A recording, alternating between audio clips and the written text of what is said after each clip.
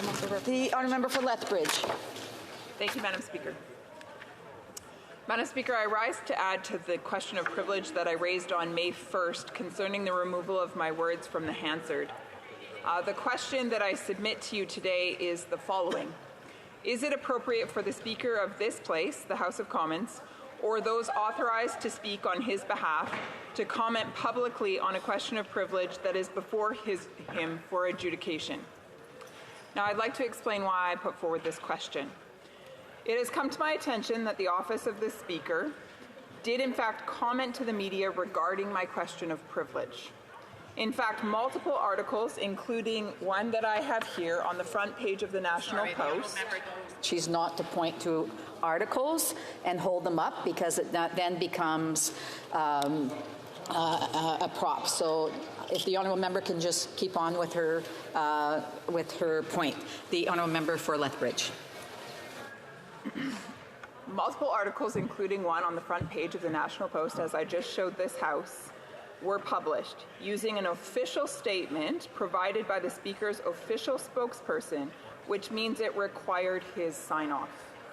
This is particularly concerning to me and to Canadians when the matter is before the Speaker for a decision to be made. When the Speaker was asked to provide comment to CTV News on May 1st concerning why he kicked out the leader of the official opposition, he rightly governed himself in that moment, and he said this: "It would be unfair for the Speaker to comment on things that happen in the House." However, that same day, the Speaker's official spokesperson released a statement concerning my question of privilege. It's curious to me then that the Speaker would deem it appropriate to comment on one matter before the House, but not another. And in many ways, mine is more severe, because mine is an official question of privilege requiring adjudication, while the matter the Speaker refrained from speaking to actually didn't require a ruling at all. On the front page of the National Post of May 2nd, the day after I moved my question of privilege, the following statement was issued by the Speaker's office, again signed off by the Speaker. It says, "The Blues are unofficial, and it is not unusual for changes to be made during the editing and revision process.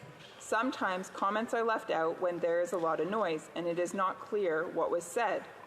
This is from the Speaker's office spokesperson, Matthew Gravel.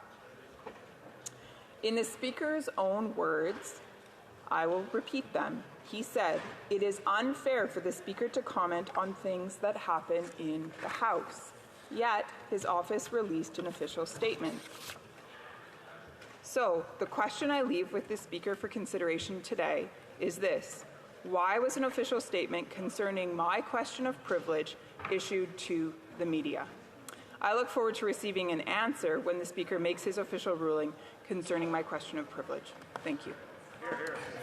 I appreciate the additional information that the honourable member for Lethbridge has brought forward, and we'll certainly take that into consideration as we continue to deliberate on that to the House if need be.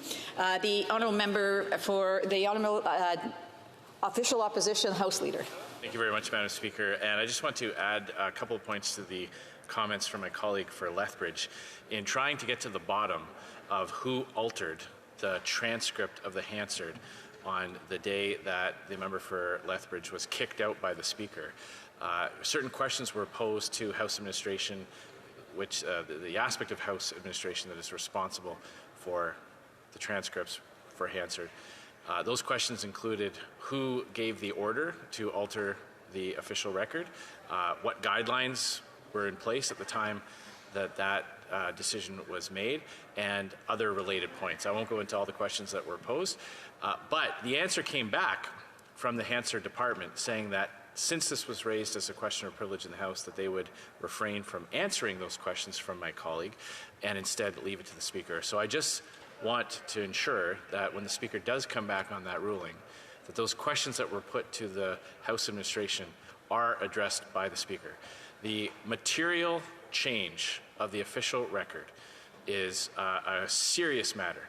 The deletion of the two words, "I withdraw," are substantial because the Speaker on that day kicked out the member for Lethbridge and deprived her of the ability to exercise her parliamentary duties and rights for the rest of that day. That is no small matter. To keep a member of Parliament from participating in debate, from being able to vote in potential votes, and other types of related parliamentary functions is no small matter. And even though these are just two small words, the matter itself is very serious. So I would just like to signal to the chair that we are expecting the questions put directly to House of Commons administration are addressed in that Speaker's ruling. Thank you. Appreciate the additional information, and we'll certainly take that into consideration as well as we continue to deliberate on.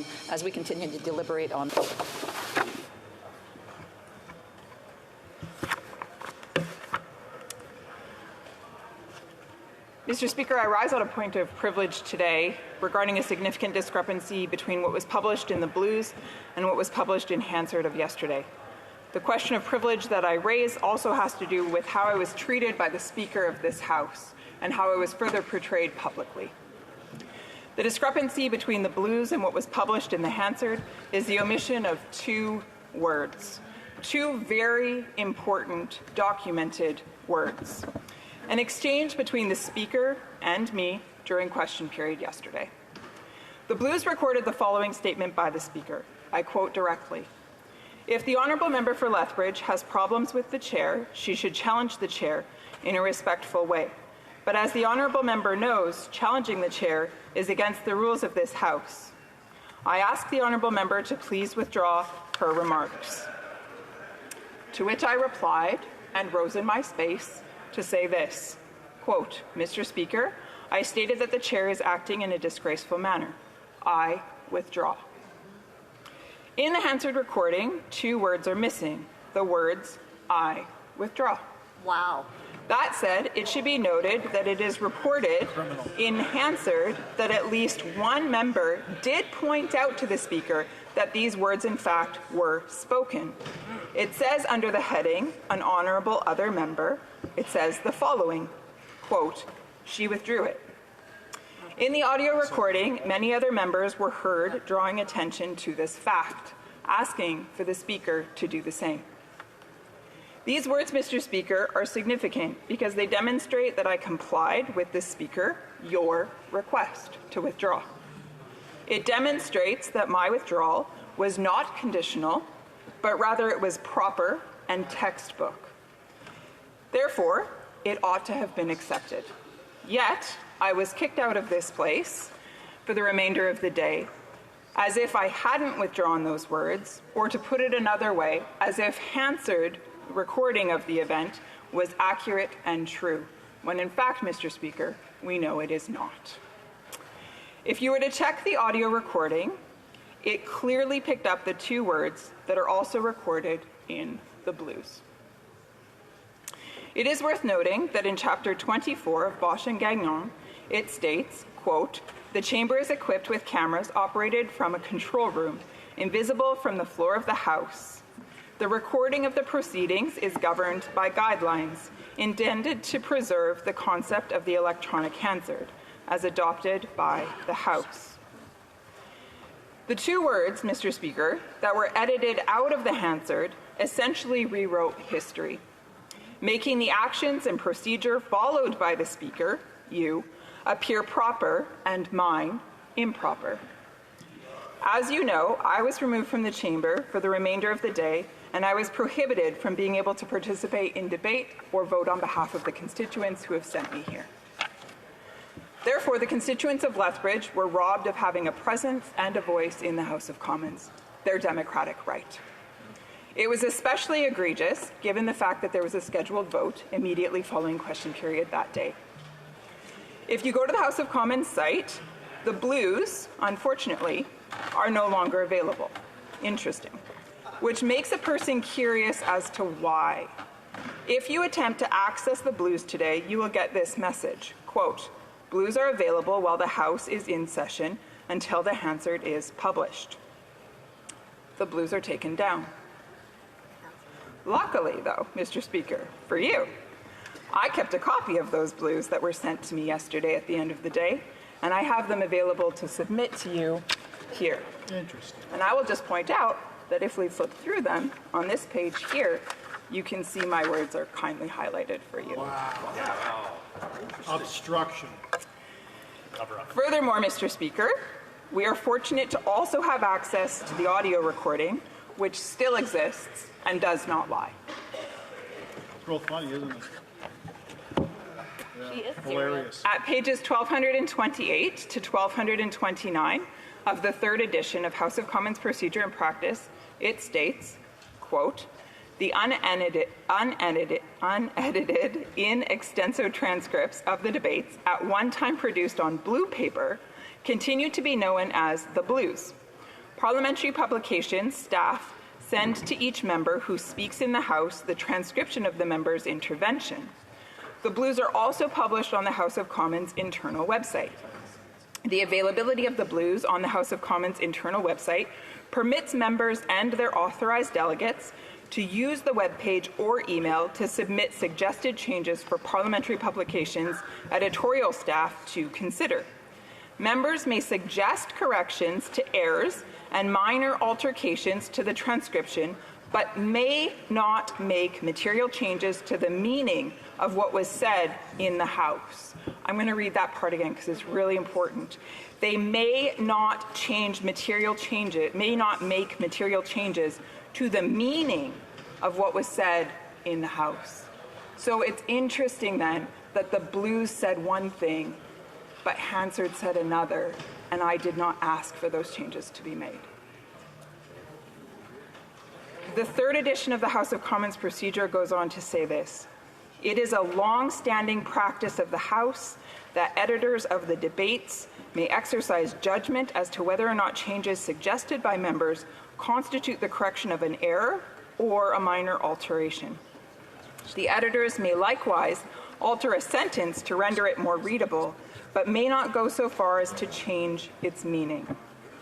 Editors must ensure that the debates are a faithful reflection of what was said.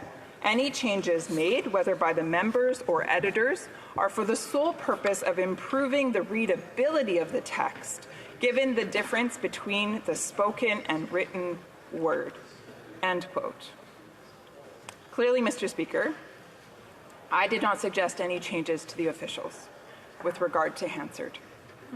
Bosch and Gagnon state that the editors can make alterations but cannot make changes that go so far as to change the meaning of what was said. In the case I raised today, the significant difference in meaning without these two words, I withdraw, being published in Hansard obviously is very significant. On page 1229, it goes on to say, when a question arises in the House as to the accuracy of the record, it is the responsibility of the Speaker to look into the matter. In this case, the edit, otherwise known as the deletion of two very significant words, is far more noteworthy than simply improving the readability of a sentence. I believe you'll agree. The justification used by the Speaker to admonish and remove me from the chamber does not match the evidence presented in the blues and by the audio recording that you may also access. The Speaker's actions do, however, fit very nicely with the altered text published in the Hansard. On page 82 of Bosch and Gagnon, it describes a list of items to be considered a contempt, and on that list is, quote, falsifying or altering any papers belonging to the House, end quote. At page 248 of Joseph Magnon's Parliamentary Privilege in Canada, second edition, it states, quote, the House of Commons of Canada remains prepared to entertain legitimate questions of privilege where false or perverted reports of debates or proceedings are published, end quote. While this passage refers to inaccurate media reports of what was published in Hansard, it is no less offensive, and in fact perhaps more offensive, that this happened right here in the House of Commons. At pages 81 to 83 of Bosch Gagnon, it states, and I quote, throughout the Commonwealth, most procedural authorities hold that contempts, as opposed to privileges, cannot be enumerated or categorized. Speaker Sauvé explained in a 1980 ruling, while our privileges are defined, contempt of the House has no limits.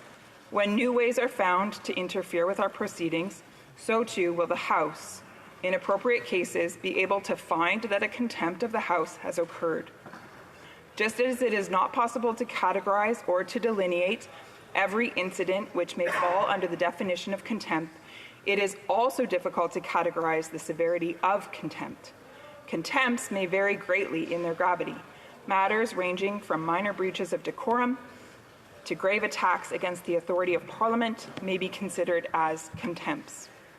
End quote.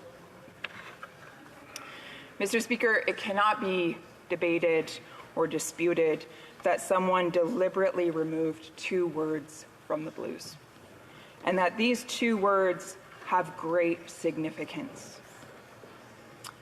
It cannot be debated or disputed that it therefore changed the meaning of the events yesterday and the way that they would be interpreted, thus resulting in an inaccurate negative reflection of me, which was then broadcasted to my constituents and to all people across Canada.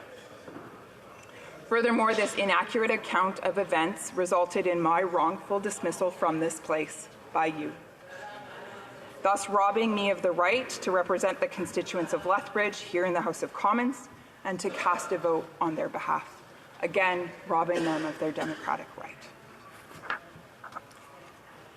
Which leads to another aspect of privilege, and that is improper reflections upon a member.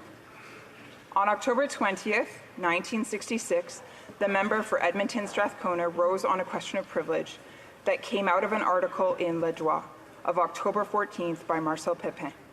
He argued that the article imputed an improper motive to him and was a gross distortion of the facts of something that occurred in the House. The Speaker ruled the matter to be a prima facie question of privilege on October 24th, 1966. In my case, it is the Hansard that has recorded a gross distortion of the facts, an act that can be substantiated by the Blues and the audio recordings of the procedures I referred to from yesterday, April 30th. I will give another example. On March 22nd, 1983, Speaker Sauvé ruled on a question of privilege relating to false and libelous accusations against the member for Lincoln that had been published in the Montreal Gazette. The Speaker felt that a reflection upon the reputation of an honourable member is a matter of great concern to all members of the House. And the Speaker said at that time, quote, "It places the entire institution under a cloud, as it suggests that among the members of the House there are some who are unworthy to sit there. An allegation of criminal or other dishonourable conduct inevitably affects the member's ability to function effectively while the matter remains unresolved." End quote. Mr. Speaker, the matter I am addressing today is grave in nature and calls for your utmost attention. In summary, the matter I am bringing to your attention today has 3 components. 1, the Speaker's ruling to expel me from the House. 2, the improper alteration of the Hansard. And 3, the inaccurate reporting as to the role that I played here in this place. Mr. Speaker, if you rule this matter to be a prima facie question of privilege, I am prepared to move the appropriate motion today.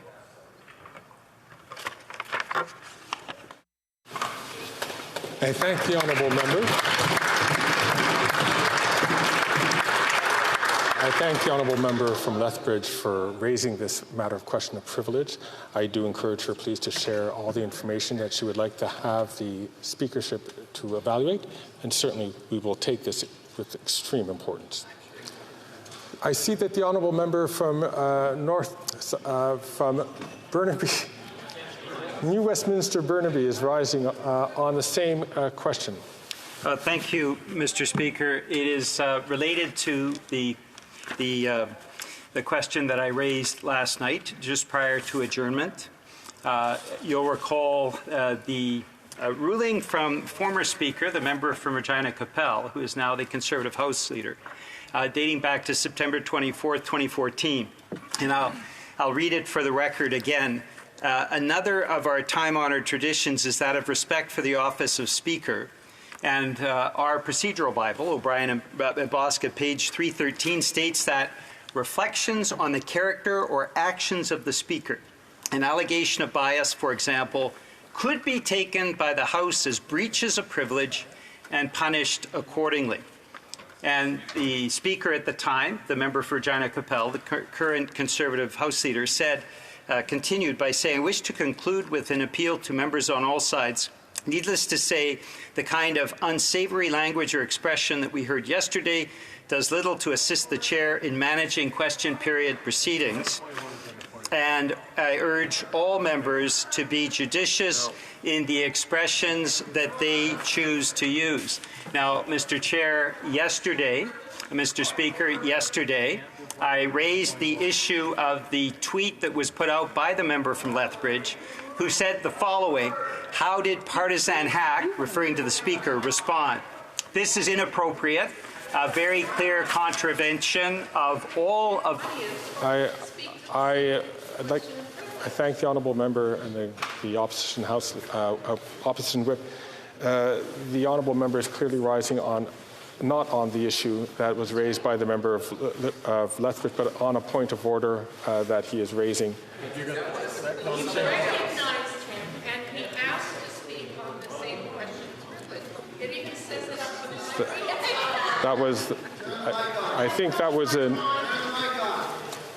If we can hold on for a second.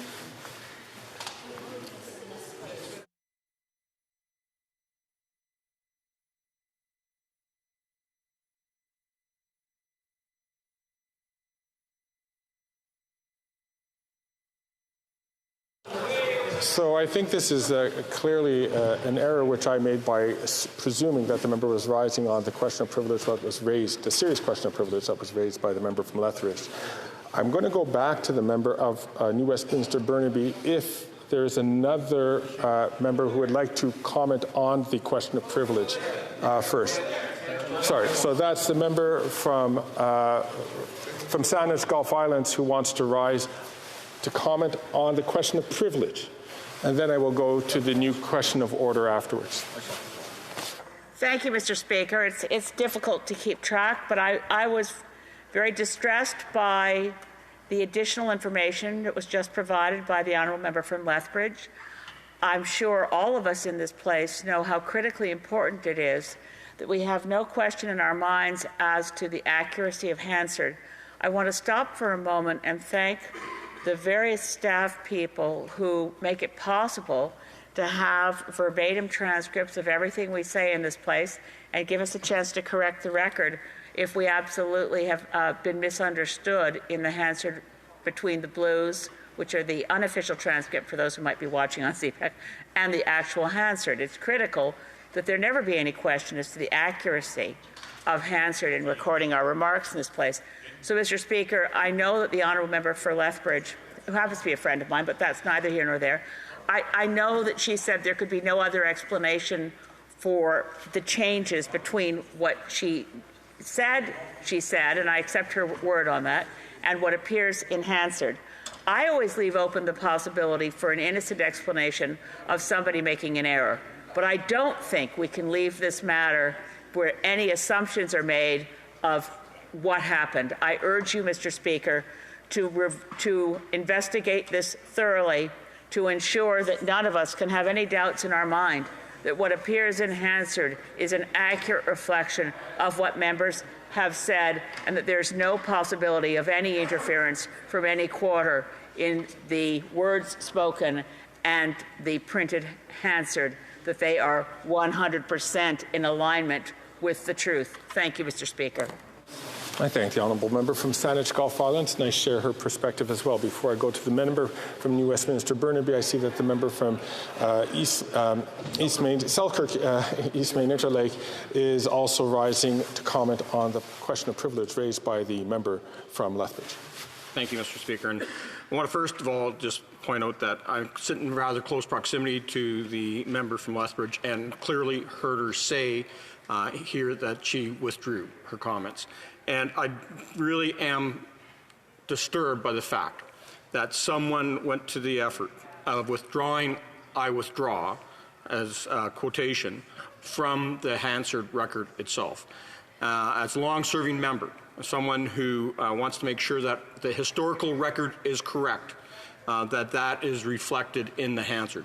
So I encourage your office to dig down and find out who made that change to the blues. That type of edit does change intent.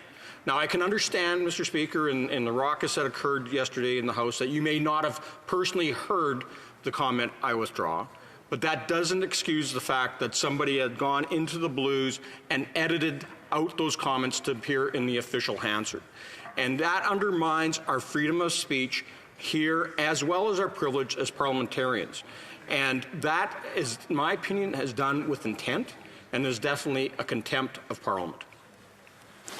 I thank the honourable member for rising on this point of order. Is the member from South Surrey, White Rock, also rising on the same point? So I just want to assure members that I've heard a lot of issues which have been raised. I would encourage the member to please raise a new matter if it's possible, because I do think that this is extraordinarily serious. And I also agree with that. So I'll pass on the floor to the honourable member from South Surrey, White Rock, to make an additional intervention. Mr. Speaker, as Chief Opposition Whip, I would like to add that I canvassed members on this side of the House this morning, and at least 8 members of Parliament heard the member from Lethbridge say the words, "I withdraw." I can provide that list to your office in looking into this matter, and otherwise I concur with the members who've spoken so far that it is a serious matter, one where intent has been changed, and one that must be looked into. Thank you. I thank the honourable member from South Surrey, White Rock, and I thank all members for participating in this, and I do agree with the member that this is an important and serious matter.